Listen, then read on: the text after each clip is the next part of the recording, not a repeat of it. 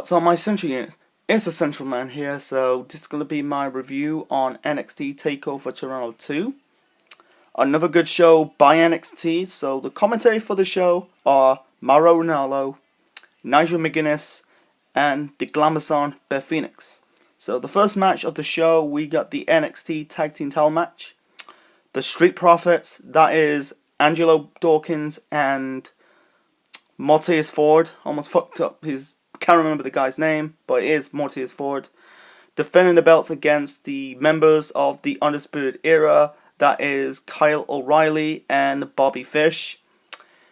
This was a good match to kick off the pay-per-view, a good tag team match, but not a great tag team match, but still good.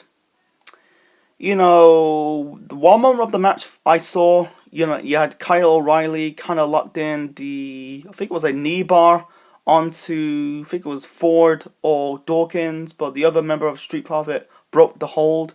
It was a lot of it was back and forth between the both tag teams. In the end, you had Dawkins kind of like perform this frog splash. First, he kind of kicked, did I think it was a super kick on Bobby Fish, and then he hit the frog splash on Kyle O'Reilly to pin him, and the Street Profits retain the tag team titles on the show. I'd rather have Kyle O'Reilly and Bobby Fish really regain the NXT Tag Team titles, because the Street Profits showing up on the main roster with the belts, I thought they're going to do the title change on the show. Unfortunately, they want Street Profits as the Tag Team champs much longer. So it's a bad night for Kyle O'Reilly and Bobby Fish. Let's move on to the second match. The second match, we got Candice LeRae versus Io Shirai, and this was fucking good. Really good. It was like fast paced. I think they're both high flyers. Like one moment of the match I saw Candice LeRae did this, I think it was a suicide dive, reverse into a DDT. That was sick. That was Candice LeRae performed this type of suicide dive DDT on Io Shirai. And then I think it was Io Shirai trying to lock in the, I think it was a crossface on Candice. Io Shirai hit the 619 onto Candice. She hit the Spanish Fly. I think it was a reversed moon drop onto Candice, but in the end, Io Shirai locked in her submission hold. It was a ground Koichi clutch, and Candice LeRae did not tap out. She passed out, and Io Shirai won this match. I think it was good for Candice LeRae to pass out, to make her character look stronger instead of making her character look weak. I think match number before we get to the third match, there was one segment on the show. You had Matt Riddle came out the crowd, cut a promo, and basically calling out Killian Dane, and then Riddle and Dane kind of like brawling. I think they did a spot really off the stage that both landed on, I think it was some piles of tables. That was sick. So I think they're going to do the Matt Riddle Killian Dane match in the near future, probably at the next Takeover show, who knows. But so moving on to match number 3, we got a triple threat match for the NXT North American Championship. The current champion Velveteen Dream versus the Bruiserweight Pete Dunne, and representing the Undisputed Era, Roderick Strong.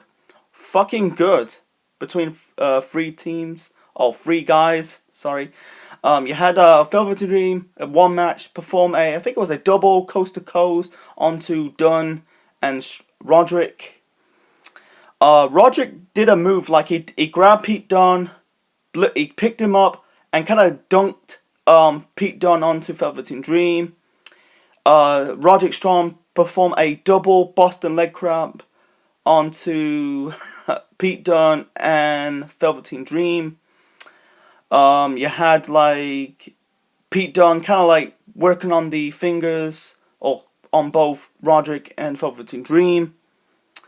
In the end, you had Roderick Strong hit the end of Hard Take onto Pete Dunne. Velveteen Dream hit the Rainmaker onto Roderick Strong, and Velveteen Dream pin Pete Dunne to retain the NXT North American Championship. So I'm guessing they're having Velveteen Dream holding that belt much longer. You know, I'm guessing he'll be NXT champion next year. You know, it's a bad night for the Undisputed Era. Bobby Fish and Kyle O'Reilly failed to win the NXT Tag Team Championships, and now Roderick Strong failed to win the NXT North American Championship. So that's match number 3. Match number 4, we got the NXT Women's Championship match. Shayna Baszler versus Mia Yim. Fucking good. I think the first women's match was a lot better than this, but it was still good between Baszler and Mia. Yeah, you know, both women kind of worked on each other's arms. Like, in the beginning of the match, you had Mia Yim kind of place the steel steps onto Shayna Baszler. Kind of place Baszler's arm behind the steel steps.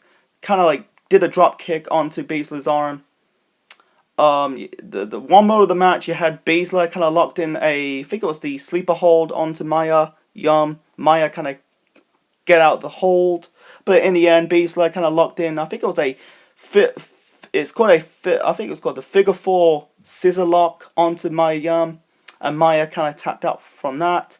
And Shayna Baszler really retained her NXT Women's title on this show.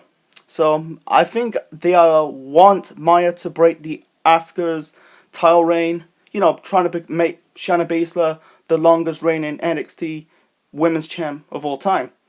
So anyway, not all time, but trying to break Asuka's record, become the longest reigning NXT Women's Champ.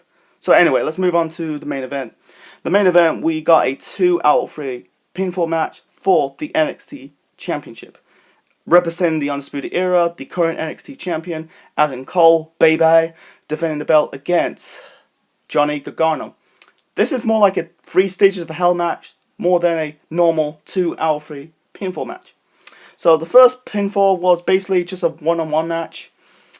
The end of the match, you had like Gargano about to hit Cole with the chair. He grabbed the chair, the referee took the chair away from Gargano. Cole kind of low blow Gargano, but Cole trying to pin Gargano. Gargano kick out from that. Gargano got pissed off, hit Cole with the chair, got himself disqualified, so Adam Cole is 1-0 up. The second pinfall is the second fall is I think it was a street fight. They were kind of like fighting in the crowd. You know, Johnny Gargano gave himself a selfie while holding Adam Cole with the headlock. That is funny. You know, they were fighting in the technical area, kind of put him on the chair, swinging into, basically, I think it's near the technical area on the other side. In the end, you had chairs and tables. They did a spot on the top rope and landed. You know, I think Gargano hit the move onto Cole in the piles of chairs. Gargano locked in the the Garja no escape on Adam Cole. Cole tapped out, so Johnny Gargano made it 1-1. So the final fall is a steel cage match. This is a normal steel cage match. It's full of weapons, chairs, sledgehammers, kendo sticks, barbed wire. It was fucking more of a... This match is a war. Yo, they hit each other with kendo sticks. You know, Gargano hit Cole with the sledgehammer. In the end, Gargano kind of like grabbed the... I think it was a wire cutter. Cut the barbed wire. In the end, I think they did a spot on top of the cage, and they both landed on the pile of chairs. Oh, not chairs, piles of tables. And Cole kind of like managed to pin Gargano, and Cole won this match 2-1. So I think it makes sense. Cole retained the tag team, not tag team, but Cole retained the NXT title. Makes sense because he won the belt at the previous Takeover show. I think this is Johnny Gargano's final NXT match because he's got nothing left in this promotion. I'm guessing he's going to get called up to the main roster very soon because I think there's nothing left because he's become the first ever Grand Slam champion in NXT. He's the first guy to hold the NXT Tag Team, North American, and NXT title. I think he could do well in the main roster, who knows, but for Adam Cole, he's the only member of Undisputed Era holding a piece of gold.